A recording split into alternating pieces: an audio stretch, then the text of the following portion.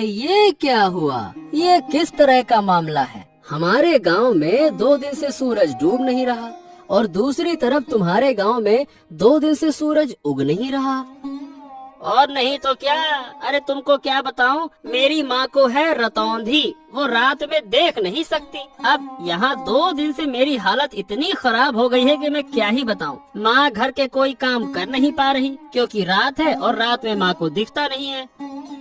वही तो, लेकिन सवाल ये है कि ये हुआ कैसे, ये बताओ। मतलब ऐसा किसने किया? ऐसी घटना तो भैया मैंने पहले कभी ना देखी। कभी ऐसा होता हुआ सुना है क्या? बताओ। हमारे गांव में दिन और तुम्हारे गांव में रात है। वही तो, मुझे तो लगता है कि मैं तुम्हारे गांव आ जाऊं। 2 दिन से सूरज की किरण नहीं देख पाया। ऐसा लगता है कि अंधेरे का साम्राज्य आ गया है।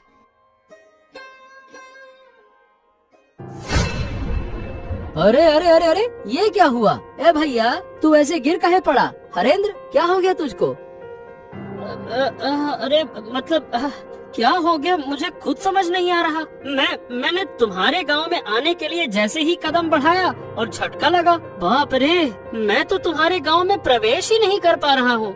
ऐसा लग रहा है कि जैसे बीच में कोई दीवार खड़ी हो। क्या बात कर रहा है? तो क्या हम एक गांव के लोग दूसरे गांव में नहीं जा सकते क्या? वही तो भैया, लग तो ऐसा ही रहा है। लगता है कि इन दोनों गांव के बीच में कोई अदृश्य कांच की दीवार खड़ी हो गई है। अरे अब क्या करूं, मुझे तो समझ नहीं आ रहा। चल फिलहाल के लिए तू घर जा, अब देखते हैं क्या किया जा सकता है। कोई उपाय मिल जाए तो मुझे भी बता देना। दोनों गांव में अचानक अजीब घटना हुई। एक गांव में लगातार 2 दिन तक दिन और दूसरे गांव में लगातार 2 दिन तक रात। ऐसी समस्या पहले कभी नहीं देखी गई थी। ओ माँ, माँ अब अच्छा नहीं लग रहा। रात क्यों नहीं हो रही है? इतना लंबा दिन मैंने कभी नहीं देखा। मैं सो भी नहीं पा रहा हूँ, मुझे नींद भी नहीं आ रही। सो नहीं पा रहे हो? क्या हुआ? जाकर सो जाओ। सोने में क्या परेशानी है? मैं क्या सो नहीं रही? वाह, रात के बिना सोने का क्या मजा होता है। रात के बिना सोने से लगता है कि जैसे दिन में सो रहा हूँ। इतना उजाला सहन नहीं हो रहा। ऐसा क्यों हो रहा है माँ? क्यों क्यों माँ?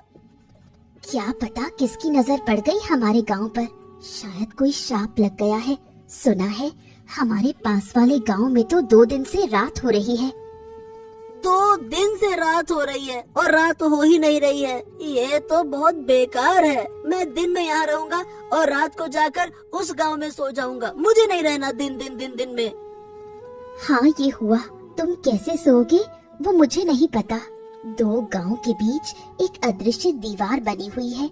वो दीवार पार करके इस गांव के लोग दूसरे गांव में या दूसरे गांव के लोग हमारे गांव में नहीं जा पा रहे। तो क्या होगा माँ? क्या हमारे गांव में कभी रात नहीं आएगी? हमारा गांव ऐसा क्यों हो गया? अगर रात नहीं होगी तो सूरज की गर्मी में हमारा पूरा गांव जलकर खाक हो जाएगा माँ। क्या पता बेटा, हमारे भाग्य में क्या है, लेकिन ऊपर वाला जो करेगा वो हमारे भले के लिए ही करेगा। हाँ, मुझे ये सब कुछ अच्छा नहीं लग रहा माँ। मैं सो नहीं पा रहा हूँ। मेरा सर दुख रहा है। 2 दिन से मेरा सर घूम रहा है। शरीर भी लगता है कि जैसे बीमार हो गया है। मैं क्या करूँ माँ? ओहो, तुम यहाँ से जाओ और अब परेशान मत करो। वैसे भी मैं खुद तकलीफ से जूझ रही हूँ। दूसरी तरफ तुम मुझे बार बार परेशान कर रहे हो।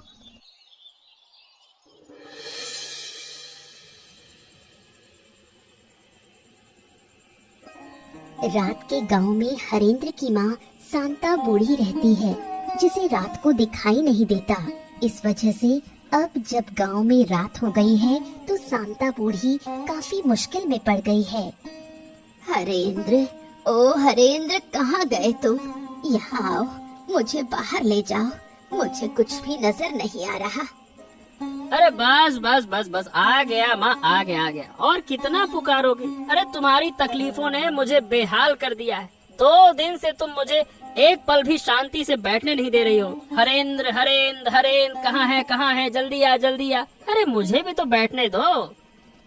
क्या तुम मुझे बोझ समझने लगे हो क्योंकि मैं बूढ़ी हो गई हूँ?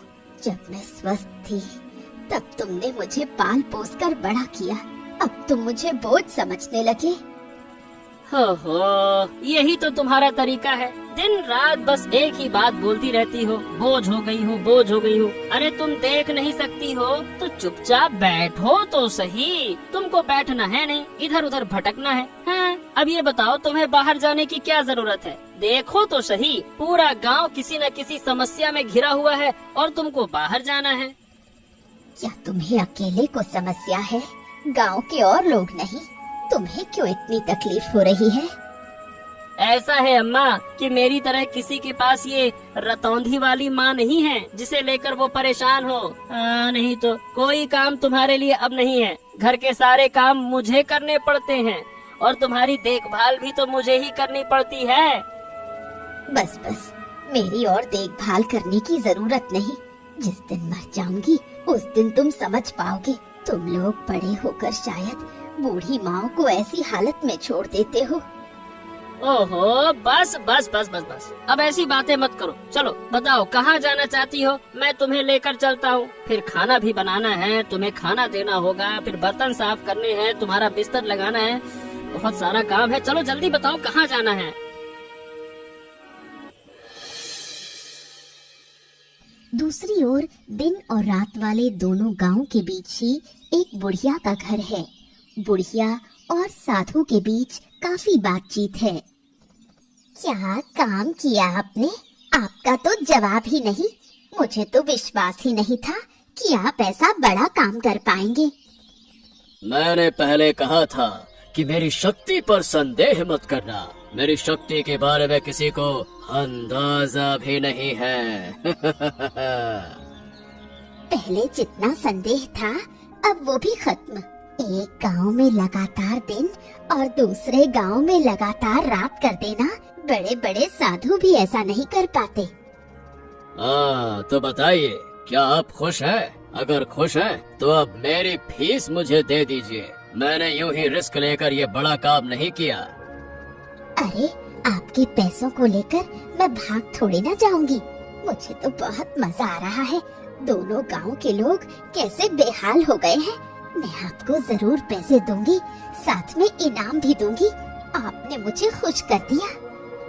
फिर और क्या कहना है? किस्मत अच्छी रही कि आप मिली, तभी तो मुझे ऐसा काम करने का अवसर मिला, वरना यूं ही किसी काम से लाभ नहीं होता। ये सब मैंने सोचा था। मैं चाहती थी इन दोनों गांव को सबक सिखाऊं। अब आपके जरिए मैंने अच्छे से सबक सिखा दिया।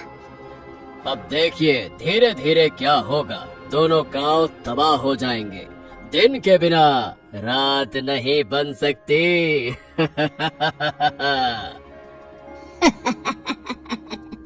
मैं भी यही चाहती थी।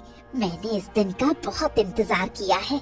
अब मैं उन्हें हर तरह की तकलीफ दिखाकर सिखा दूंगी कि दुख और अपमान क्या होता है। अब वो मेरा कभी अपमान करने की हिम्मत नहीं करेंगे। मैं चाहती हूँ कि इन दोनों गांव के बीच सिर्फ मैं बची रहूं और कोई ना रहे। अरे बेटा, अरे रुक जाओ बेटा, इस तरह से क्यों दौड़ते हो? क्या हो गया? अरे रुक जाओ, गिर जाओगे। बेटा रुको। पिताजी, मुझे एक बड़ी बात पता चल गई है। मैंने दिन और रात की असली वजह जान ली है। पिताजी, अब आप कुछ उपाय निकालो, वरना दोनों गांव वाले मर सकते हैं। अरे बेटा शांत हो जा। हाँ, अब ये बता क्या हुआ, कैसे जाना तुमने? बता मुझे। पिताजी, हमारे दोनों गांव के बीच में उस बुढ़िया का घर है ना, वही बुढ़िया जो गांव वालों से बात भी नहीं करती, ये सब कुछ वही करवा रही है। क्या? ये क्या कह रहे हो तुम? क्या सच में ऐसा है? पर ये बताओ तुम्हें कैसे पता चला कि वो करवा रही है? मैं सच कह रहा हूँ पिताजी। मैं थोड़ा क्या है कि बाहर गया था तो बुढ़िया के घर से ना हंसी ठहाके की आवाजें आ रही थी। मैं चुपके से गया, मैंने सब कुछ सुना और देखा कि बुढ़िया ना एक साधु के साथ में योजना बना रही थी। पिताजी जो करना है अब जल्दी कीजिए, मुझे लगता है कि वो साधु ना बड़ा शक्तिशाली है। ओह, अब जब सब कुछ खुल ही गया है तो उस बुढ़िया को छोड़ना नहीं चाहिए। वो जिद करके हमारे विनाश की कोशिश कर रही है ना। वही तो, पर ये समझ में नहीं आ रहा पिताजी कि वो ऐसा कर क्यों रही है। मतलब वो हमसे गुस्सा है क्या, और गांव वाले उससे बात क्यों नहीं करते। हाँ, ये सब बातें जानने के लिए अभी तुम बहुत छोटे हो बेटा। चलो मैं जाता हूँ, हरेंद्र से बात करूँगा, फिर हम दोनों मिलकर बुढ़िया के घर जाएंगे और समझाएंगे। नहीं तो इसके अलावा तो कोई और उपाय नहीं दिखता। वही तो पिताजी, जल्दी कीजिए, मुझे उस साधु पर भरोसा नहीं है। बहुत ही बेकार हंसी हंसता है वो पैसे लेकर चला गया और यकीन है कि वो वापस आएगा।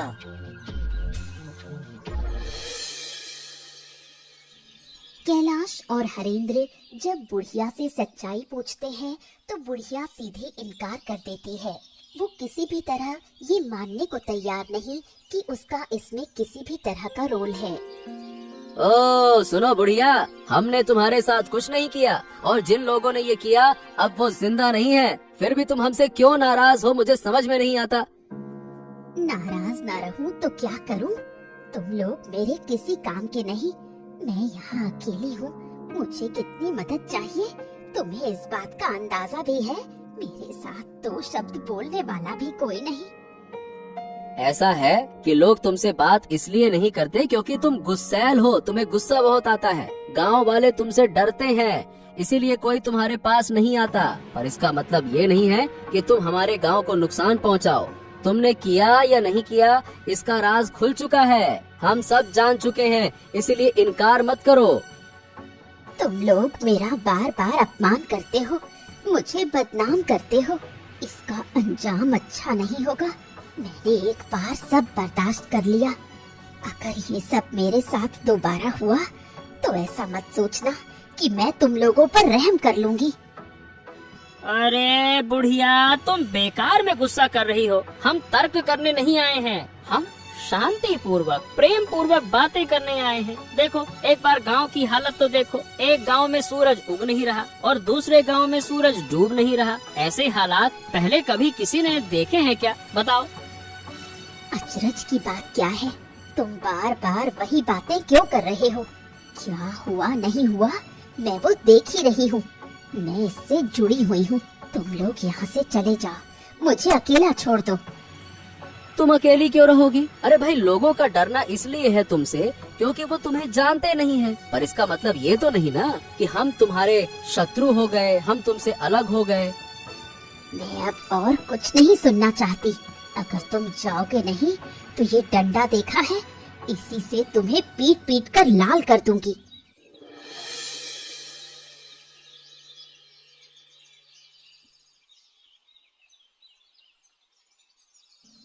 क्या तुम सच में उस बूढ़ी के पास गए थे? रिशान ने मुझे बताया, कुछ फायदा हुआ क्या? हाँ, जितना समझ में आया उससे ये पता चला कि आराध्या, वो जो बुढ़िया है ना, वो दोनों गांव पर बहुत गुस्सा है।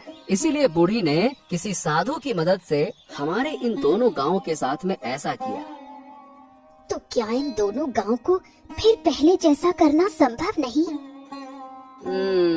ऐसा लगता तो नहीं है। मैंने और हरेंद्र ने मिलकर बूढ़ी को वैसे तो बहुत समझाने की कोशिश की, पर सही बताऊं बूढ़ी सुनना ही नहीं चाहती है। वो किसी भी तरह से हमारी बात समझना ही नहीं चाहती है। सच में मुझे तो डर लग रहा है, अगर ऐसे ही चलता रहा तो गांव में कोई नहीं बचेगा। धीरे धीरे सब कुछ नष्ट हो जाएगा। तुम सब लोग चिंता मत करो, देखना मैं सब ठीक कर दूंगा। वाह वाह वाह वाह वाह, सुन रही हो इसकी बातें? हम यहाँ इसके पिताजी कुछ कर नहीं पा रहे, उन्होंने हमें लाठी से खदेड़ दिया, अब ये जाकर ठीक करेंगे। क्यों महाशय? तुमने भी ना इस लड़के की बात मान ली है। इसे इन चीजों की क्या समझ, उसने जो कहा वही बहुत है। अरे माँ, मैं यूं ही नहीं कह रहा, मैं सच कह रहा हूँ। मैं सब कुछ ठीक कर दूंगा, तुम लोग देख लेना। उस साधु को मैं जानता हूँ, अगर मैं उसे एक बार पकड़ लूंगा तो उसे नष्ट कर दूंगा। बहुत मारूंगा मैं उसे गुच्चे बना के। अच्छा, समझ गया। लेकिन हाँ, फिर कोई शरारत करने से पहले जरा सोच समझ कर। वैसे भी हमारी मुश्किलों का अंत नहीं है। अब आगे क्या होगा समझ नहीं आता। कहीं तुम्हारी हरकतों से वो बुढ़िया और गुस्सा ना हो जाए। नहीं पिताजी, मैं शरारत वरारत नहीं करता। अब मैं बड़ा हो गया हूँ। पर हाँ, आप चिंता मत कीजिए, अब आगे जो होगा अच्छा ही होगा, देख लेना। अब बहुत बातें हो गई, तुम दोनों जाओ और हाथ मुंह धोकर आओ, मैं खाना देती हूँ।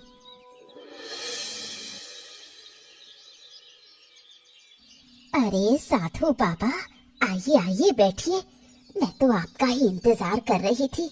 कितनी बातें हुई, आपको तो कुछ पता ही नहीं। हाँ, क्या बात है? फिर क्या हुआ? कोई नई कहानी हुई क्या? गांव वालों को सब पता चल गया है कि ये मैंने ही किया है, पर मैंने इनकार कर दिया। सब मेरे पास आए थे, मैंने उन्हें भगा दिया।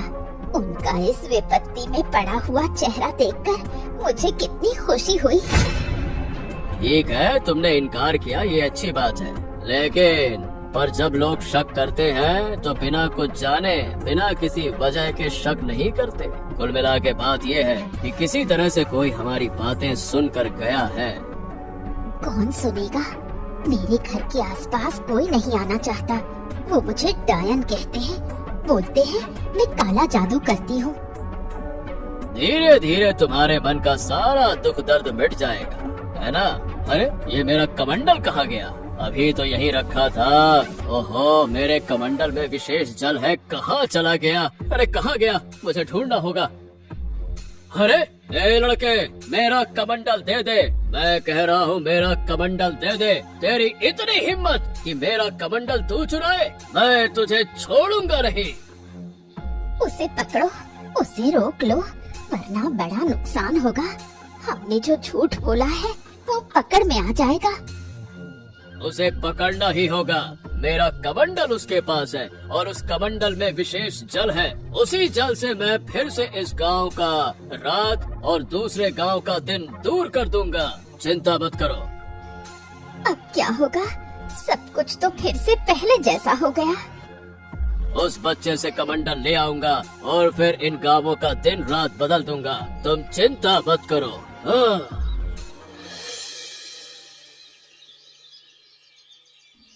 ए लड़के, तेरी इतनी हिम्मत कि तूने मेरा कमंडल छुआ, मैं तुझे श्राप दे सकता हूँ। क्या तू जानता है? मुझे किसी चीज का डर नहीं है। मैंने इन दोनों गांवों को फिर से पहले जैसा कर दिया है। इन दोनों गांवों की दुख चिंता दूर कर दी है मैंने। अरे मूर्ख बच्चे, तू इतना छोटा सा लड़का, पिद्दी सा, तू क्या समस्या दूर कर पाएगा? चलना, मेरा कमंडल मुझे दे दे। उस कमंडल के पानी से मैं फिर से इस गांव की रात और दूसरे गांव का दिन, ये जो समस्या है इसे दूर कर दूंगा। ला। मैं कभी ऐसा होने नहीं दूंगा। मैं इस कमंडल का पानी फेंक दूंगा, फिर देखता हूँ कि तुम दोबारा से एक गांव में रात और दूसरे गांव में दिन कैसे कर पाते हो। ए लड़के, मुझसे चालाकी मत कर, वरना इसका बहुत बुरा परिणाम भुगतना होगा। बच्चे, बिल्कुल बच्चे जैसे रहे, ज्यादा बड़ेपन का ढोंग मत कर, समझा? फिर आप लोग इन दोनों गांवों को इतना नुकसान क्यों पहुंचा रहे हो? आप एक साधु बाबा हो, आप एक साधु महाराज हो, आपको तो गांव वालों की मदद करनी चाहिए ना। बेशक मैं मदद कर रहा हूँ, मैं बूढ़ी की मदद कर रहा हूँ, उसके दुख तकलीफ दूर कर रहा हूँ। ये तुम्हारी समस्या नहीं है और तुम्हारी समझ के बाहर की चीज है। चलो अब लाओ, मेरा कमंडल मुझे वापस करो। नहीं नहीं नहीं नहीं नहीं, मैं नहीं देने वाला। मैंने कह दिया ना, नहीं दूंगा, नहीं दूंगा तो नहीं दूंगा। किसी भी सूरत में तुम्हें ये कमंडल नहीं मिलेगा। ओह, ठीक है, तो अब तू दंड भुगतने के लिए तैयार हो जा, शरारती बच्चे। अरे छोड़ दो मुझे, छोड़ दो, मैं कह रहा हूँ छोड़ दो। अगर मेरे पिता को पता चला तो वो आपको गांव से निकाल देंगे और आप फिर कभी इस गांव में नहीं आ पाएंगे। छोड़ दो मुझे, छोड़ दो। जब पहले मैं तुझे बोल रहा था तो तू तो नौटंकी कर रहा था, अब तू बच कर दिखा। जब अच्छे से बोला था तब तो माना नहीं, तुझे मैं जरूर खत्म कर दूंगा। मेरे साथ शरारत करने आया था ना तू, चल। रिशान को न पाकर कैलाश का परिवार पगला सा हो जाता है। लोग समझते हैं कि इस अनहोनी के पीछे जरूर बुढ़िया का ही हाथ है। बूढ़ी माँ, बूढ़ी माँ, बूढ़ी माँ, हमें बचाओ, हमारी मदद करो बूढ़ी माँ, हम तुमसे हाथ जोड़कर विनती कर रहे हैं बूढ़ी माँ। क्या हुआ? फिर कोई अनहोनी हो गई? मैं किसी की मदद नहीं कर सकती, मैं मदद करने वाली नहीं हूँ। तुम लोग तो मुझे डायन कहते हो, बोलते हो मैं काला जादू करती हूँ। मैं काला जादू करती हूँ, मैं किसी की मदद क्यों करूँ? हमारी मदद करो, दया करो बूढ़ी माँ, दया करो। हमें अपना बेटा नहीं मिल रहा, कहाँ गया हम कुछ नहीं जानते। आप खोज कर बताइए, मुझे पता है कि आप जानती हैं। अब बहुत दुख हुआ ना, पर उस दिन जब मैंने गांव वालों के पास जाकर अपने बच्चे के लिए मदद मांगी थी तो तुम लोग कहाँ थे? तब तुमने मेरी मदद नहीं की। क्यों? मैं गरीब हूँ इसलिए? क्या आप ऐसा क्यों कह रही हैं? मैं सही कह रही हूँ, मेरा बच्चा बीमार था, मैंने सबके पास मदद मांगी, किसी ने मेरी मदद नहीं की, सबने मुझे अपमान करके भगा दिया। आखिर मेरा बच्चा मर गया, क्या मैंने कम दुख पाया? अब वो तो हमें कुछ भी नहीं पता था। आप हमें इतनी बेकार नजरों से क्यों देखती हैं? कृपया करके बताइए ना, मेरा बेटा कहाँ है? मैं अपने बच्चे के बिना नहीं जी पाऊंगा, नहीं जी पाऊंगा। जीऊंगी, जरूर जीऊंगी, तुम लोग सब जियोगे, पर अंदर तक तीव्र पीड़ा के साथ जियोगे, जैसे कि मैं इतने समय से जी रही हूँ, अपने बच्चे की यादों को थामे हुए। अरे कैसी इंसान है आप? एक छोटा बच्चा मेरा नहीं मिल रहा, कोई अनहोनी हो गई तो क्या आप थोड़ी सहानुभूति नहीं दिखा सकती? हर समय दुश्मनी दुश्मनी दुश्मनी, क्यों क्यों?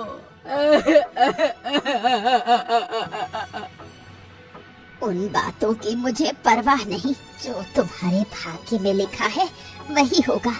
मैं किसी की मदद नहीं कर सकती, बिल्कुल नहीं कर सकती। तुम लोग यहाँ से चले जाओ। दोनों गांव की समस्या खत्म करने के लिए बेचारे रिशान को अपनी जान की आहुति देनी पड़ी। साधु ने रिशान की हत्या कर उसकी लाश दो गांव के बीच में फेंक दी। ये मेरे साथ क्या अनर्थ हो गया? मेरा बच्चा, मेरा लाल, जरूर ये उन्हीं लोगों का काम है। उठ जा रे बेटे, उठ जा बेटे, मेरे बच्चे। हाय हाय, अब मेरा क्या होगा? मेरा गोद का लाल, मेरा नन्हा सा मालिक चला गया, मुझे छोड़कर चला गया। रिशान, तू मुझे छोड़कर कैसे जा सकता है बेटा? बोल बेटा बोल, अब मैं तुझे कभी नहीं डांटूंगा, कभी नहीं। जो कहेगा वही होगा, बस एक बार बोल तो सही बेटा। जिन लोगों ने मेरी गोद से मेरा बच्चा छीन लिया, ऊपर वाला उनका न्याय करेगा। मैं किसी को नहीं छोड़ूंगी, किसी को नहीं बख्शूंगी। शांत हो जाओ आराध्या। इसका बदला मैं जरूर लूंगा। मैं किसी को छोड़ूंगा नहीं। मेरे छोटे से बच्चे पर जरा सा भी तरस नहीं आया उन्हें। उसने ऐसा क्या किया था जो उसे इतनी बड़ी सजा मिली? मैं छोड़ूंगा नहीं। वो तो छोटा था, उसे क्या पता इन सब बातों का। उन्होंने ये सब कैसे कर दिया? एक छोटे से बच्चे को मार दिया। उनका दिल जरा भी नहीं कांपा। क्या वो लोग इंसान हैं? मैं अपने बेटे के शरीर को छूकर कसम खाता हूँ कि जिन्होंने ये किया उन्हें मैं किसी हालत में माफ नहीं करूँगा। उन्हें सजा जरूर मिलेगी। बस भाई बस बस बस, चलो उठो, अब हमें आगे का इंतजाम करना होगा। चलो रिशान को, बच्चे को लेकर चलो चलो।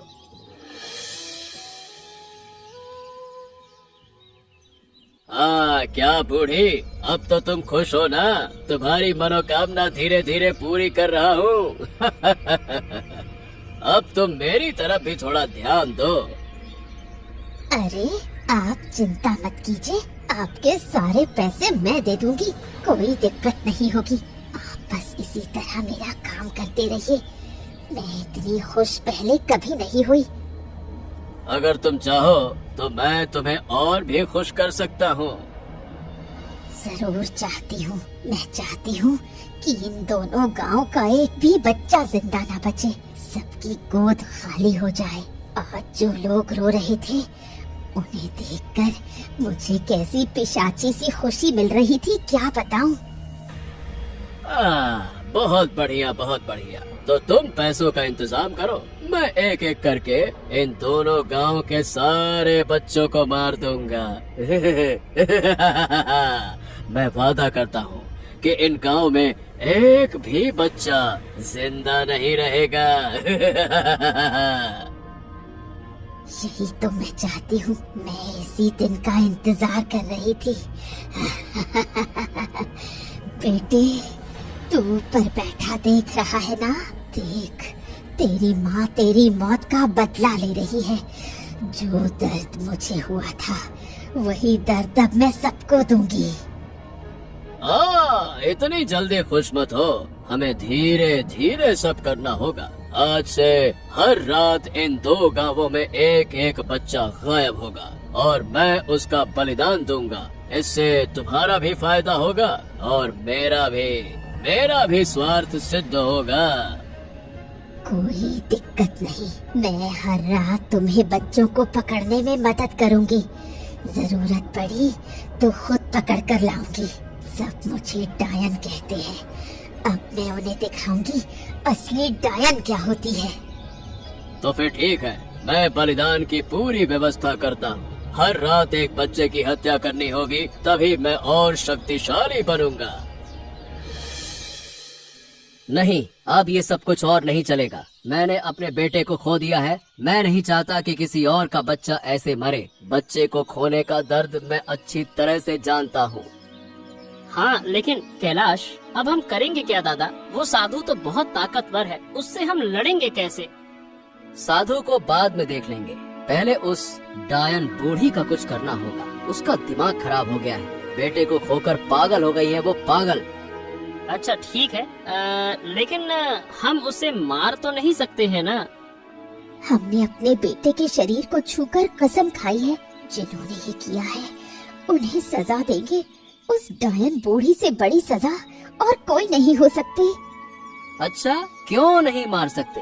जब उसने मेरे बच्चे को नहीं छोड़ा, जब उसे गांव के सभी बच्चों को मारने का मन हो रहा है, तो मैं भी उस विकृत दिमाग के डायन को मार सकता हूँ। बिल्कुल मार सकता हूँ। खून का बदला खून, बिल्कुल। और मैंने तय कर लिया है, बूढ़ी को मैं जिंदा जला दूंगा। उसके लिए यही सजा सही रहेगी। अगर वो जिंदा रही तो कभी नहीं सुधरने वाली। उसका दिमाग पूरी तरह से खराब हो चुका है। ठीक है, मुझे कोई आपत्ति नहीं है, लेकिन गांव के लोग क्या कहेंगे? एक जिंदा इंसान को जलाकर मार देंगे तो क्या ये ठीक रहेगा? वो इंसान नहीं है भाई, वो इंसान हो ही नहीं सकती। वो एक डायन है, डायन। और डायन को जलाने का आदेश खुद भगवान ने दिया है। अगर तुम मेरे साथ रहना चाहते हो तो रहो, नहीं तो मैं अकेले ये काम करूंगा और आज ही मैं उसके घर में आग लगा दूंगा। नहीं नहीं नहीं नहीं, ऐसी बातें क्यों कर रहे हो? मैं तुम्हारे साथ रहूंगा। ये बूढ़ी हमारे गांव के लिए भी बड़ी मुसीबत बन गई है। अब बस बहुत हो गया, चलो जो फैसला लिया है वही करेंगे, चलो। बूढ़ी के घर में आग लगाने से वो जलकर मर गई। उसके मरने के बाद सब लोगों ने मिलकर साधु को सजा देने का निश्चय किया। साधु, ओ साधु, अरे कहाँ है रे तू? आज तेरे पापों का अंत होगा, निकल बाहर। क्या हो गया? सब लोग मेरे आश्रम में क्यों जुटे हो? क्या तुम्हें मेरी शक्ति का अंदाजा नहीं है क्या? अहंकार पतन की जड़ है, ये बात जानते हैं ना आप? मुझे ये बातें सिखाने मत आओ। मैं साधु हूँ, साधु। मेरी शक्ति असीम है। चाहूँ तो मैं अभी तुम सबको समाप्त कर दूंगा।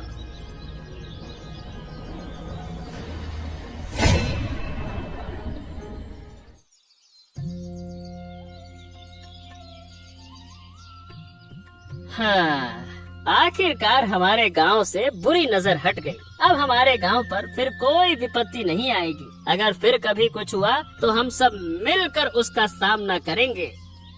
हाँ, गांव तो आखिरकार ठीक हो गया, लेकिन मैंने अपना बेटा खो दिया। मेरा बेटा अपनी जान देकर इस गांव को मुक्ति दिलाकर चला गया।